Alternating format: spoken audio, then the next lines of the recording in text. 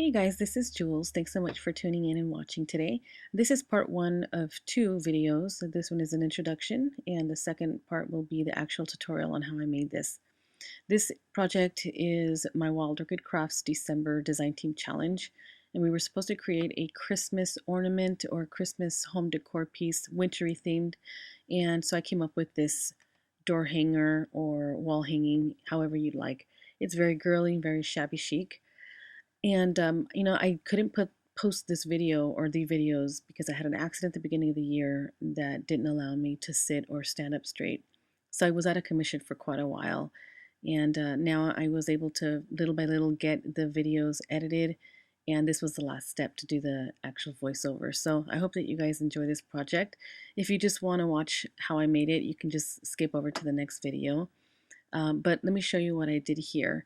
So this is an angel, a wintry angel that I added some wings and had a top note die cut that I vintaged up and set behind with a doily from Cherryland Dyes, and using some Wild Orchid Crafts silk ribbon and a lot of their seam binding and laces and trims added to the dress form, and added the flowers there at the bottom left and at the top left under the wing there.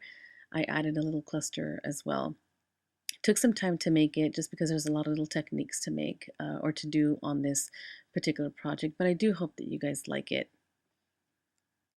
This right here is some not seam binding, silk ribbon. And so I tied that at the very top of the top note shape. And actually this is a brand new top note shape. Let me bring this down. I have some new die cuts, some new AccuCut die cuts, and this shape here is one of the new ones. And it's just super cute. I really like this shape. And I do have a few more listed up on my AccuCut die cut listing, but it is this pink shape back here. And what I decided to do is make a dress form angel. And this little girl here, I just cut out the dress form, as you can see there. And I've got 2 layers of the actual stand because of the thickness that it is, because of the layering of the wings. And the wings come from one of Tim Holtz's dies. It's the Heart with Wings. And it just kind of hit me one night that that die had some wings on it, and I wanted to see if it fit on the dress form, on his dress form that he designed. And it does, and it looks pretty cool. I almost just did the one set, but I wanted to have it look like she's spreading her wings. So I did 2 layers. And I have the video tutorial as I was creating this, so I want to show you guys that. But I'm just going to kind of scan through here so you guys can see. What you guys will not see in the video is me adding this little bouquet and this little 3 rosebuds there on her belt. But the rest, yeah, the technique of everything back there, putting this little thing together. These are all the laces. There's some that are discontinued and I need to use them up. So you're not going to be able to find some of these on Wild Orchid Crafts website. But you will be able to find some different patterns and designs and stuff there. And so yeah, you take a peek and see what you like and what you want to use on there. I did use some seam binding. This is a kind of a light, I think it's called Cameo Beige or Cameo something like that. And I added some Victorian Velvet Distress Ink to make it a little bit more pinker, make it stand out just a little bit more than this is the normal color here. So it's a little bit more brighter. And so I wanted to bring the pinks in, so that I did that with the top one. And there's also some white seam binding and some beige seam binding. There's also, or cream, which is, I think it's this one right here. I also wrapped some gauze around the string that I tied these on, that I wrapped around her. So there's different laces and stuff. So she's got a little dress going on, a little raggedy, shabby dress, a little lace dress. So there's, like I said, there's a cheesecloth, there's seam binding, there's different laces and things like that on there. This is a little vintage jewel that I found at an antique store in Portland, Oregon, when I went on a trip out there. This is some of the string that I used to tie that little bouquet, and I'm just gonna dangle it with the rest of everything else. Melissa Francis key, some more cheesecloth under the bundle of flowers here, roses, and I did add some stickles to it. I added some rock, I think it was rock candy or the picket fence, this one here. And I sprayed her down with the last little bit that I can get from this bottle. I'm about to pour it in the other one. The Scintillating Silver by Lindy Stamp Gang. I also painted the ornate chipboard back there. And added gesso and did a whitewash kind of a thing back there. You can see the streaks of the paint. One of Cherylin dyes. One of the doily dyes. I can't remember the name of this one. I can never remember the names of them. Distressed it with old paper distress ink and a little bit of Victorian velvet on the edge, just a tad. And some more flowers there. Crackle. Did a crackle technique with, not a technique, actually this is just the crackle, what is it? Crackle accents, geez Louise. Did crackle accents on just the top layer to make it stand out.